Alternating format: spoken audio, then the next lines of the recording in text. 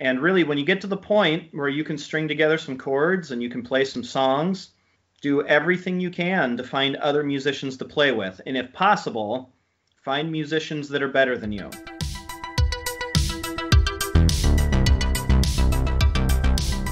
Welcome to Imagined Here, where you will hear stories of local creative talent. Let's get started with your host, Andy Crowner. Welcome to the third interview on the Imagined Here podcast. Today we sit down with Chad McCleary from the band Autumn's Waiting. If you haven't had a chance to see Autumn's Waiting yet at a local show, definitely try to make it the next time they're around your local town. Autumn's Waiting has a lot of different musical influences that really just kind of gives them their own unique sound. And Chad's lyrics are very powerful and have to do with a lot of hard parts of life.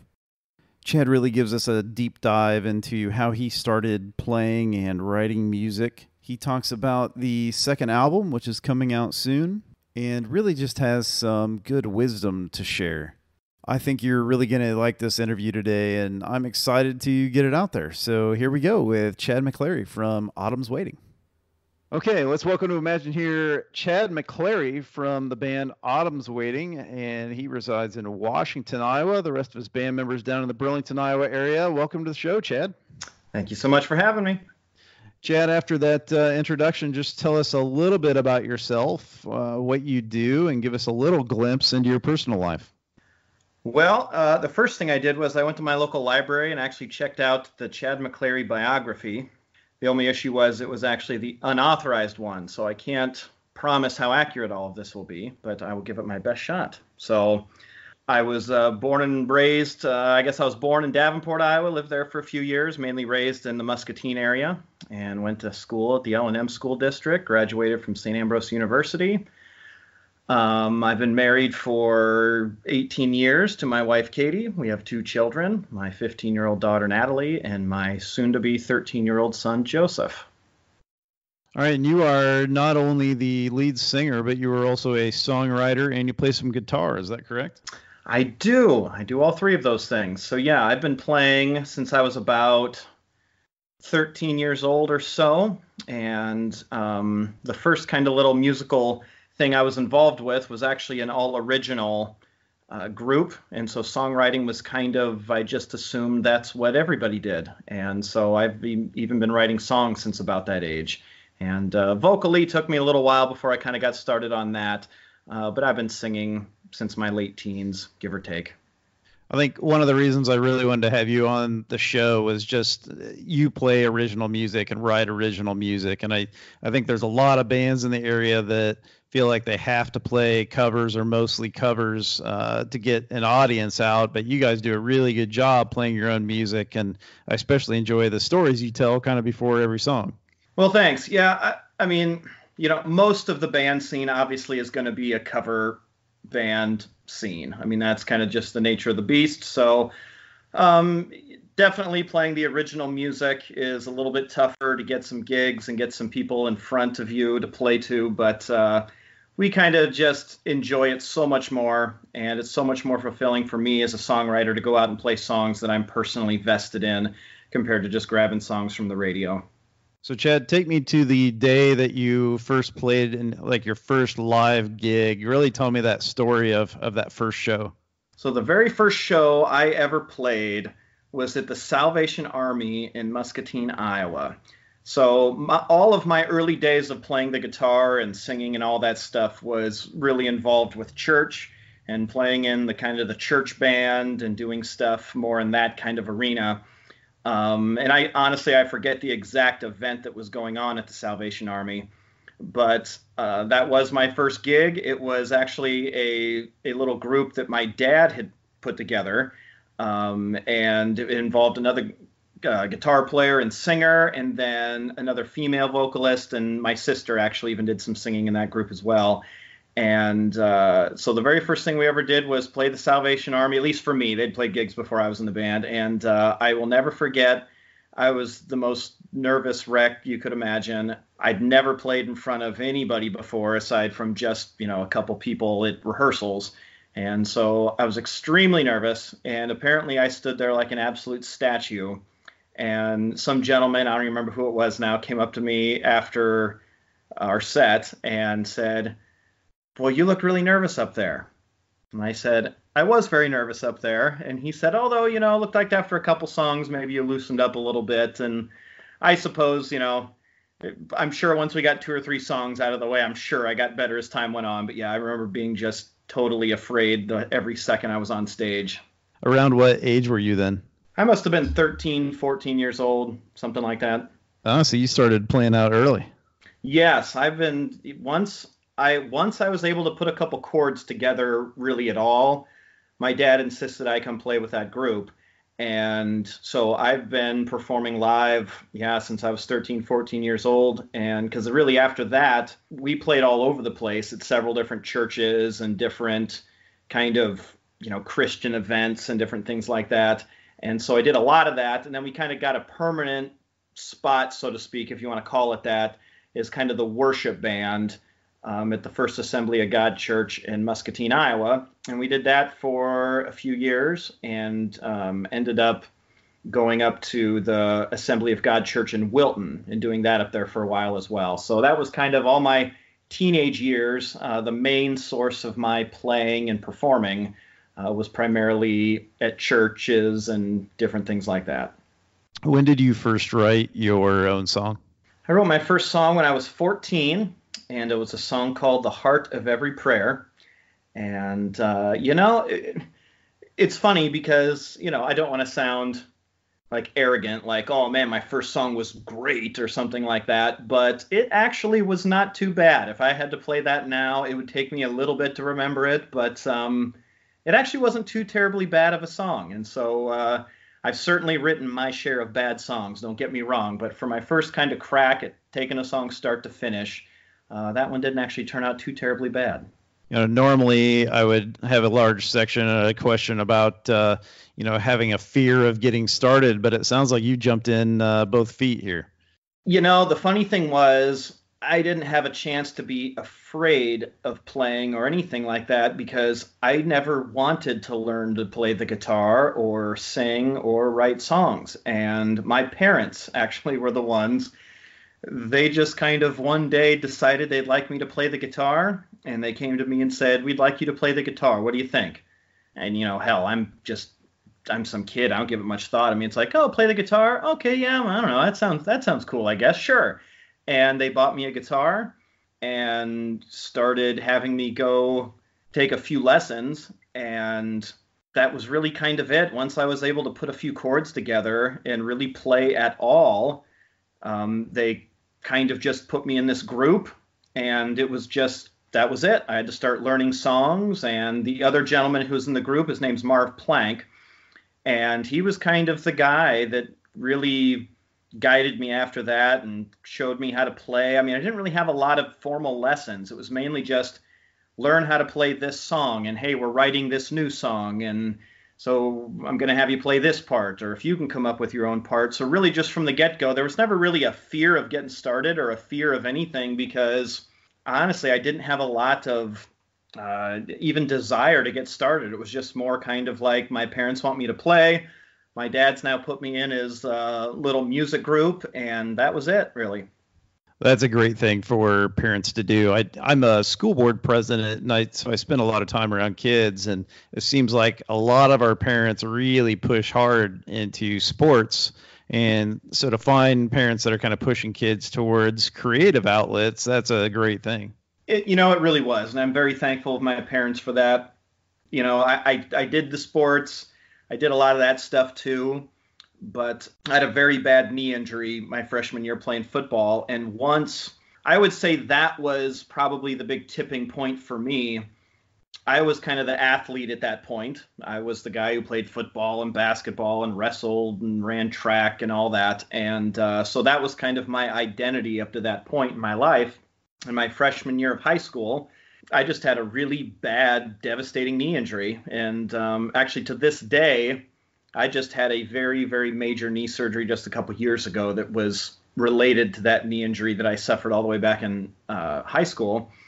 But once I had such a terrible knee injury, and I couldn't play football after that, and it was a long recovery, and really, that was kind of the time where I really latched on to playing the guitar. I could sit there and play the guitar while my knee was all elevated and icing and all that kind of stuff. I could sit there and play the guitar, and I could listen to music, and I could learn songs.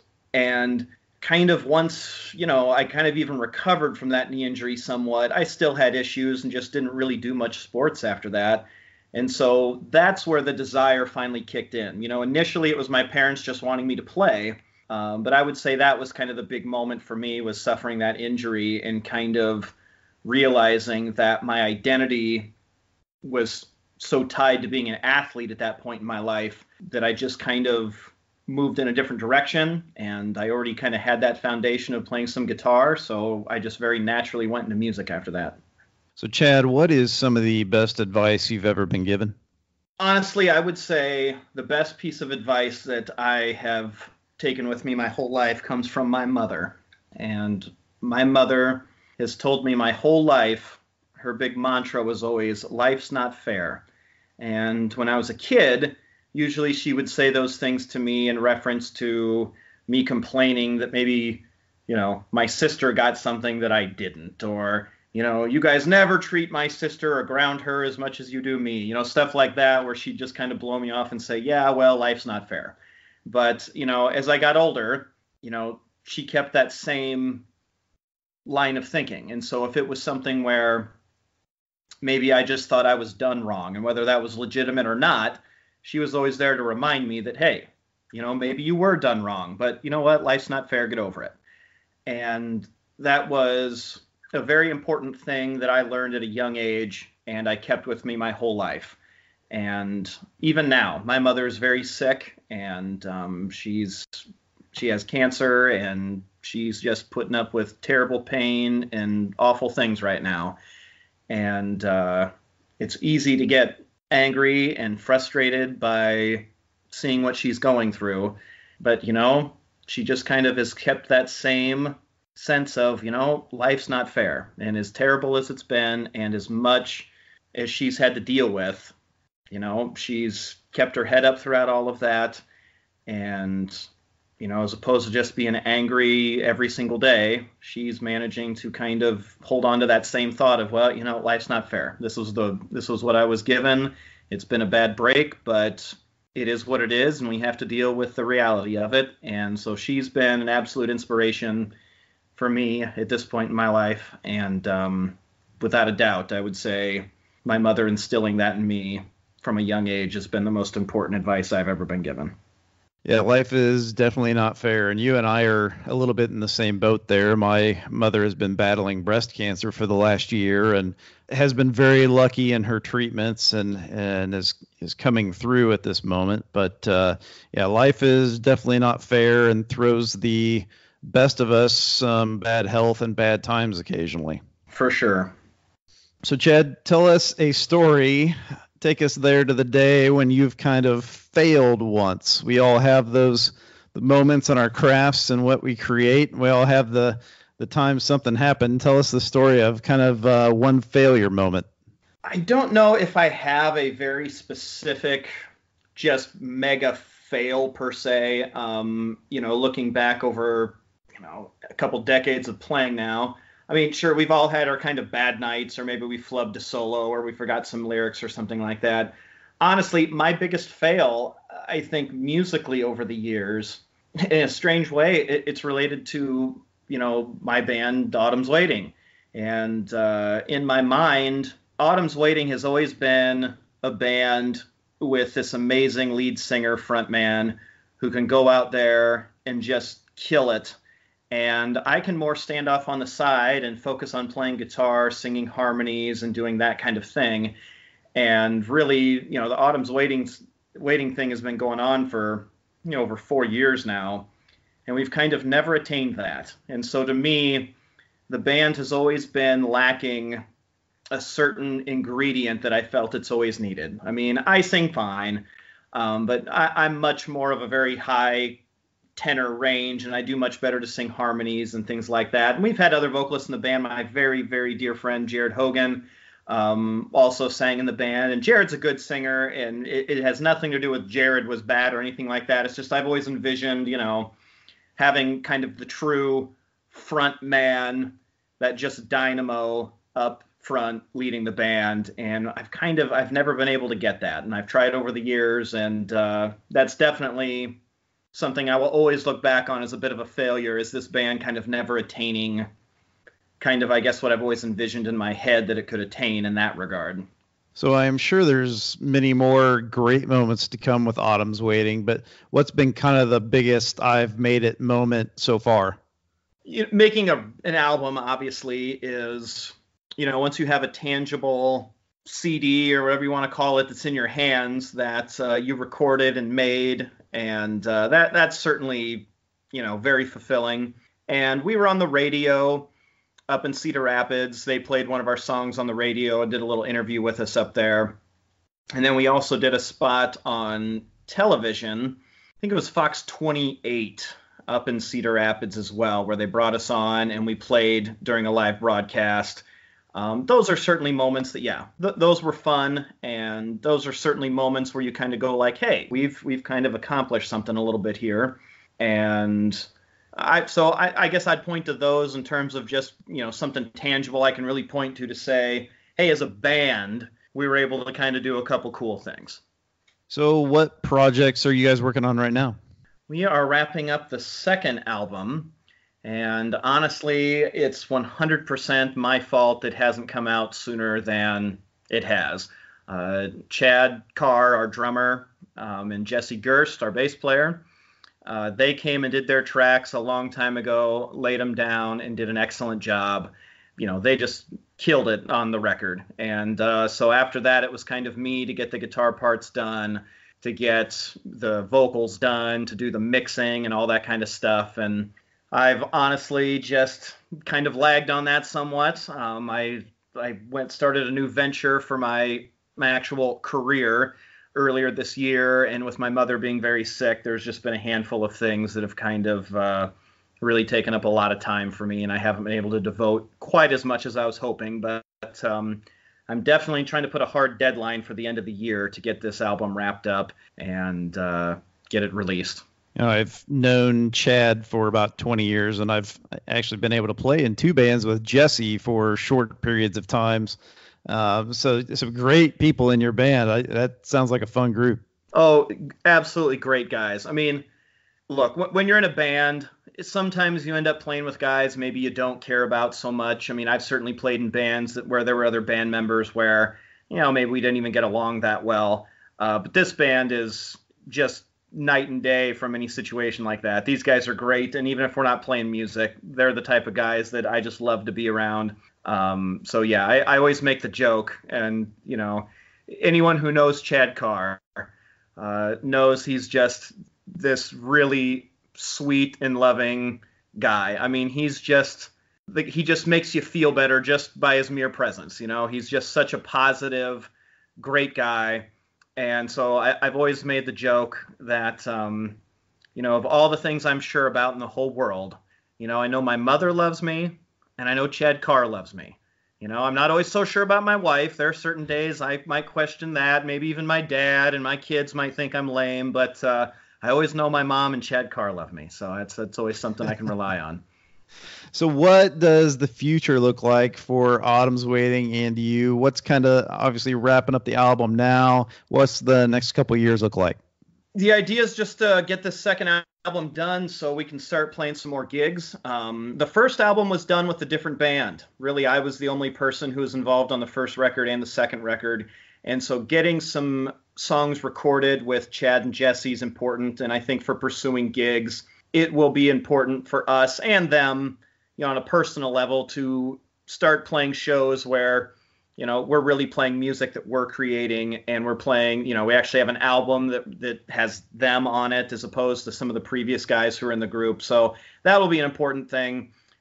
Jesse and Chad both have kind of wanted to step up and kind of take a little bit more charge in terms of doing some bookings and some things like that. So I'm looking forward to that. I'm definitely I will happily write the songs. I'll provide the PA. I will provide the studio. I'll do all those kind of things. I'm not the best when it comes to getting motivated to sit down and make a bunch of phone calls and book the band. So those guys are going to be taking that on, and I'm very appreciative of that, and I have no doubt that they will do a great job, and we'll be a little bit busier, hopefully, in 2020. So I noticed a couple months ago, obviously being friends with a lot of you on Facebook, you were all posting kind of albums that had influenced you when you were younger. And so give me an idea who has kind of influenced you in your music. Sure. Well, for me, it all started out, again, going back to church and things like that, playing those worship songs. And, we played a lot of what would be considered, 1990s contemporary Christian music. So that certainly, obviously played a role, because that's a lot of the music that I physically played when I first started playing the guitar. But my influences really start mainly in country music. I rode around with my dad in the summer times when I wasn't in school, and we always listened to the local country station. And so I grew up on basically 80s and 90s country, and Randy Travis, Alabama, Brooks and Dunn, the Mavericks, Blackhawk. Those are a lot of groups that I loved listening to back then, and to this very day, I still love to listen to. So it kind of all starts there. The first real band that I really got into when I was first starting to play the guitar and everything was the band Creedence Clearwater Revival. And of all things, they used to have these commercials on TV for, and maybe you even remember these, Heartland music commercials that they used to have. They would have these compilations with, I think they did like Ronnie Millsap and Alabama and Creedence and the Judds and different things like that. So I saw this commercial on TV, and they played songs like Bad Moon Rising and Proud Mary and Green River and Susie Q. And I'd never heard them before. At this time I was 13, 14 years old, and I was just like, oh man, this is some of the greatest music I've ever heard. Who are these guys? And so I got my mother to take me out to a music store, and I bought a couple of their cassette tapes at the time. And I listened to those, and that's really what kind of got me started down the road of rock and roll. And kind of from there, I got into my mother's album collection. My dad, as lame as it is, he graduated in 1977. I should have inherited all these great rock and roll records from the 70s, and I got zero from my dad. And my mom mainly listened to disco and Helen Reddy and Leo Sayer and Barry Manilow, but she had Kiss, the album Destroyer, because she liked the song Beth. So she didn't like it for Detroit Rock City or Shout It Out Loud. She bought that album for the song Beth. But so I was able to get that record and listen to that a lot. Toys in the Attic by Aerosmith was another big one that I listened to all the time when I was younger. And then probably one of my all-time favorite albums that to this very day, if I was on a deserted island and I could take one album with me, it would be the album Head On by the band Bachman Turner Overdrive. And that, to this day, I listen to that album all the time, and it's probably one of my favorite albums top to bottom. So that's kind of what got me started down the road of playing a little bit more rock and roll. And so certainly over the years, listened to a little Guns N' Roses, some Billy Squier, and got into just some other rock and roll acts over the years, and even got into like a lot of metal acts. Like I really enjoy Megadeth and some Metallica and some different things like that. Typo Negative, I even like some of that dark gothy stuff. But yeah, and then as really getting older and becoming an adult, you kind of go back to some of those early influences. And so a lot of the country music that I grew up on, it kind of came full circle to me. And I think when you listen to Autumn's Waiting, you can definitely hear those country influences. You can hear some of those rock influences.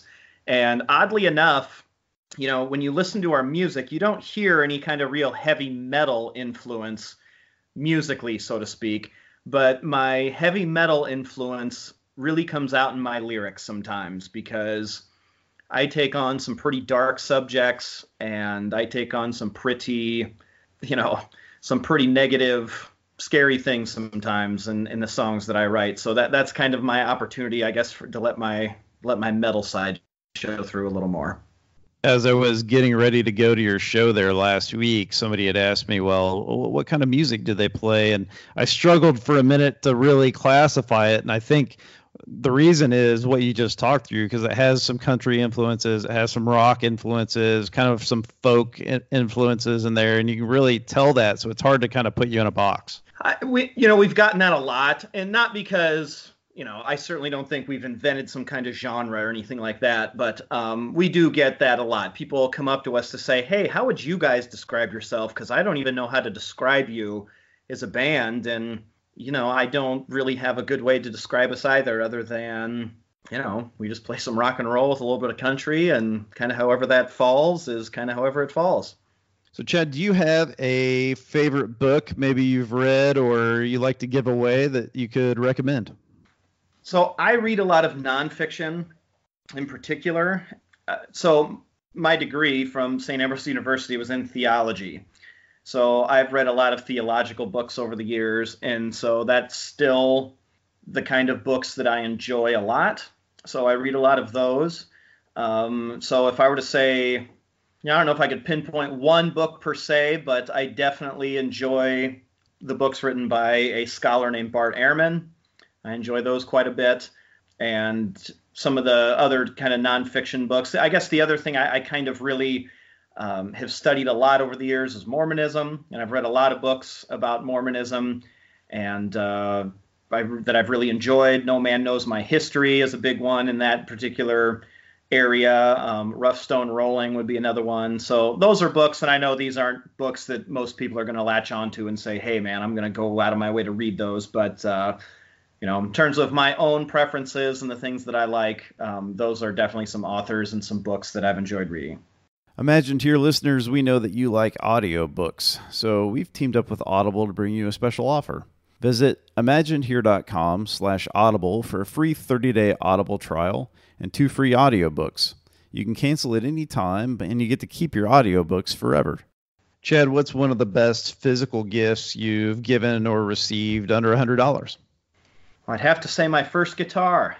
It was not a very expensive guitar, and they bought, I don't remember the exact price, but it was under $100. They might have been even given to them. I don't remember exactly where my parents got my first guitar, but it didn't cost anything. And it was very hard to play, and the strings were very far off the fretboard.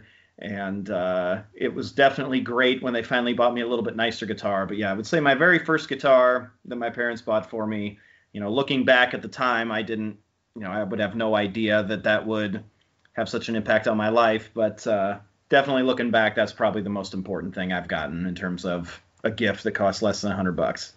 So one of my favorite things about having a more local podcast is we can talk about things and places where people can actually go because they're right here around us. So would you give me one or two of your favorite venues locally to go and play at?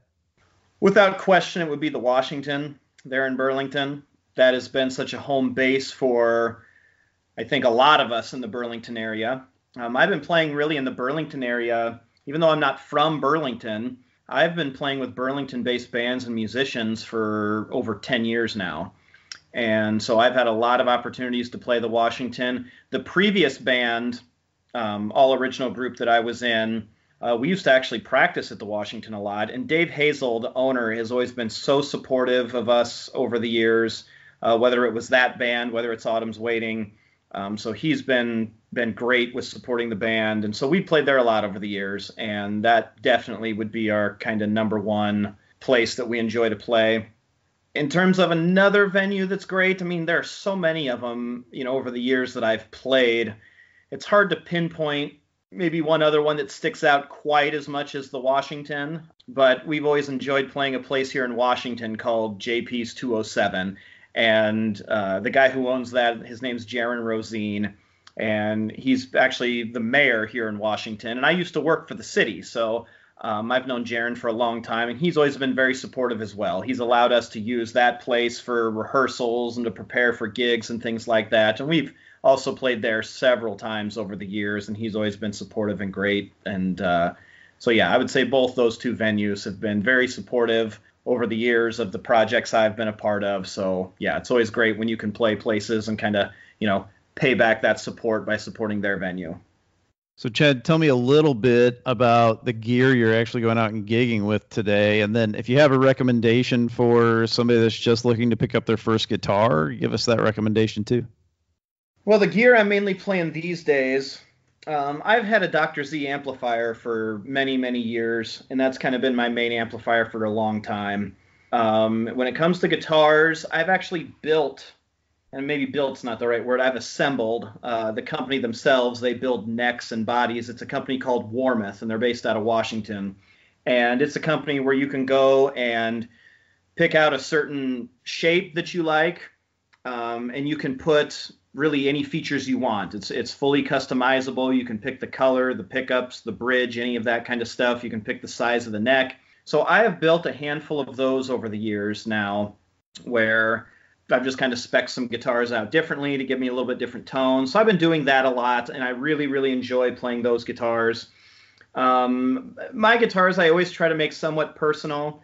I have a guitar that I had painted. It's a Fender Telecaster that I had painted to match my dad's beloved 1969 Mercury Cougar sports car that he owns.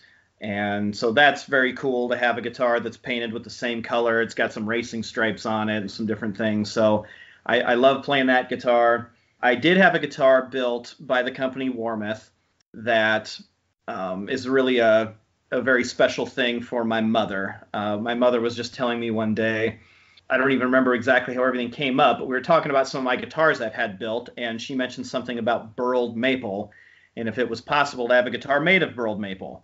And so I reached out to this company. They were gracious enough to find some burled maple. They sent me some pictures of a few different pieces and actually let my mother pick out the piece that she liked the best. And then they took that piece of wood and made a guitar out of it for me, and I let my mother pick the finish and kind of that whole thing. And so that's a very special guitar for me as well. And I have another guitar I got painted. My son's favorite color was green, and so I had a guitar painted green kind of for him. And then kind of anyone who's known me over the years in Burlington, the one guitar they would probably associate me with would be my pink paisley Fender Stratocaster. That's the guitar I was playing the other night when you came to the show. And that guitar is a guitar that my daughter picked out when she was 6 years old. She was very much into pink and very much into loud and flamboyant things. And I was simply sitting at my computer one day, just kind of looking at some guitars, and she saw a picture of that and just lit up over it. And so I bought that guitar and did a little bit of customizing to it. And that has probably been, if there's a main instrument you could say that I've had over the years, I would say it's been that pink Stratocaster. It's kind of the one that still feels most like home, and I guess I still probably enjoy playing that guitar as much as any of them that I own. So that's kind of the overall gear. I've had the same acoustic guitar. I've had this Larrivee acoustic for 12 or 13 years now, and I've been playing that for a long time. That's been a great guitar as well. So that's probably the main gist of my gear.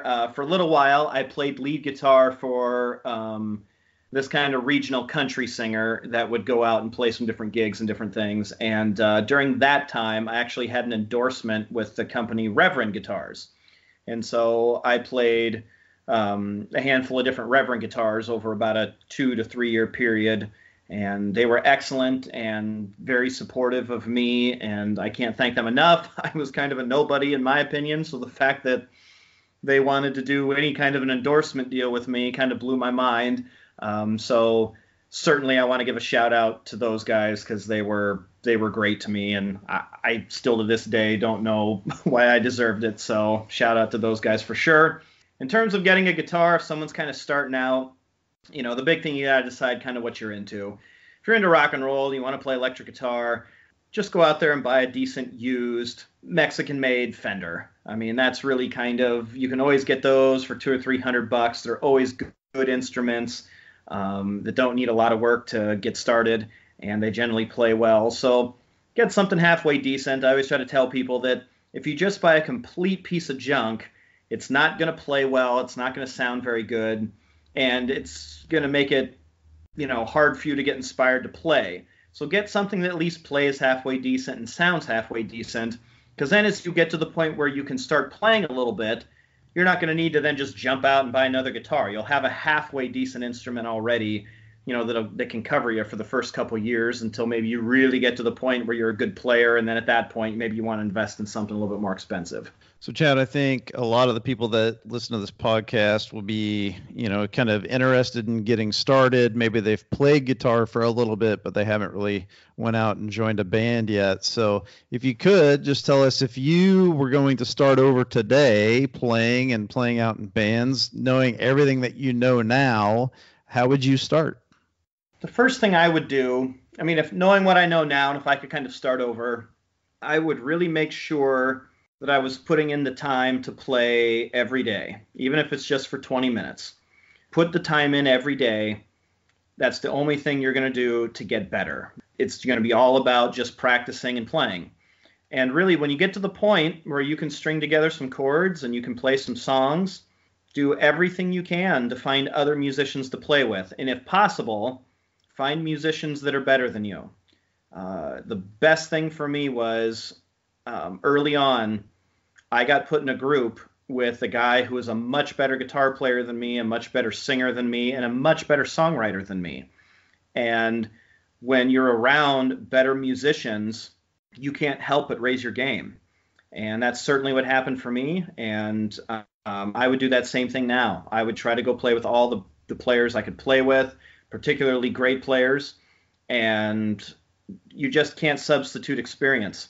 So go out and play any place you can play, any kind of little coffee shop or, maybe a school event. We used to do variety shows when I was in high school where you'd have bands play or you'd have people do skits or do, comedy or things like that. So just any opportunity to play is really, I think, important to pursue. So I would encourage anyone who's really looking to start a band and get into playing music, first off, just woodshed your skills, get to the point where you're capable of going out and playing. And not that you have to be perfect, not that you have to be a master on the guitar to go out and start performing, but I do think it's important to get some of the fundamentals down. I don't think it does you much good to go out and start performing and doing gigs if you can't play very well. I think you need to get to the point where you can go out, play some songs, get through the songs. I think those things are important. Yeah, I think playing with musicians that are better than you is something that has really helped me in my life, and really not even just in music, really in everything, and work and every craft. I've started just being around people that can be a positive influence, and you can learn some tricks of the trades from them. Makes a big difference. Oh, absolutely. I actually, for my career, I'm in the water and wastewater industry. And I've been around this. My dad and my uncle have done it for years, and so I've been around it since I was very young. But as I started doing this as an adult, and once I decided, okay, this is going to be my career and this is going to be my life, I just took everything I could from every guy I ran across who knew more than me. And there were a hell of a lot of people that I met over the years that knew more than me.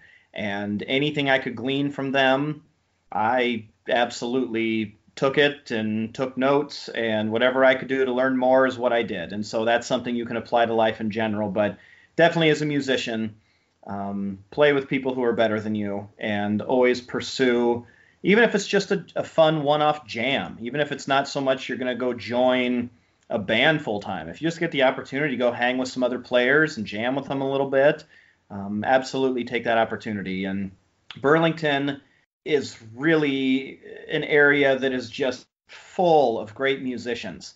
It really is. So anyone kind of around that southeast Iowa area, it's kind of amazing. I'm from Muscatine, and I don't recall there being a music scene there like there is in Burlington and southeast Iowa. The camaraderie between the musicians and the overall skill level. It's really, southeast Iowa is very blessed in that regard. I've played in the Cedar Rapids area a lot over the years as well. And they have a great scene up there with a lot of great players, but for the size that Burlington and Fort Madison and Keokuk and some of those, towns in southeast Iowa are, it's amazing how many great musicians are from that area. So I certainly encourage anyone, if local people are listening to this, that to get out there and meet some of those guys, because it's an inspiration, even just to go see live music, even if you're not playing. I think that's very important, to go out and listen to other bands.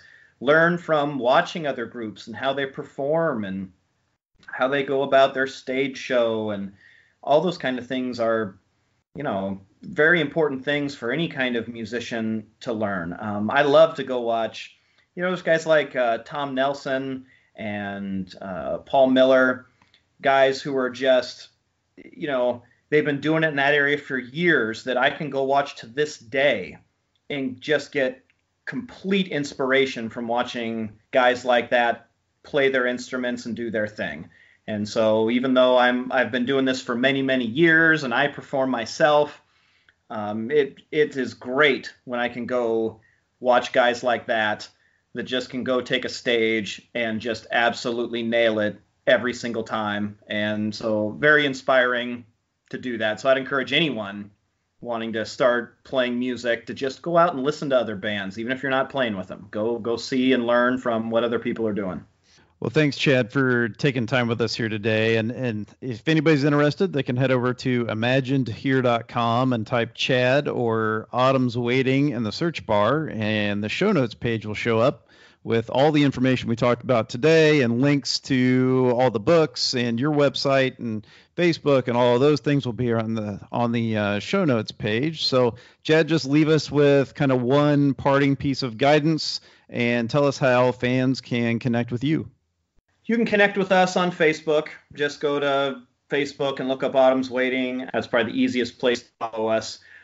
I will say this, not to get super serious or anything, but it's been very difficult dealing with what my mother's been going through lately in particular. And it definitely was kind of a wake-up call for me as a reminder that, life is short and we only live once. And so it was a very important thing for me to of that and to repair some relationships in my life that needed repaired, and at the same time to kind of forever sever some relationships that needed to be done away with. And so I'd encourage people to just remember that, it's short, and make sure you're time with the people that you love, and make sure you're not holding needless grudges. But at the same time, life is short. Don't spend it on people that don't matter, and don't spend it on relationships that aren't reciprocated, and so just try to go the rest of your life, be positive in your relationships. And again, just keep in mind, when you're on your deathbed, you're not going to be sitting there worrying about all those people that didn't matter. You're going to be sitting there, wanting your family and friends and the people you've been around and loved your whole life. So that's my little bit of parting guidance. All right. Thanks again, Chad. And again, everybody can see all the information we talked about today at imaginedhere.com. Just type Chad or Autumn's Waiting into the search bar. Thanks again, Chad, for being with us. Thank you so much, Andy. Appreciate it.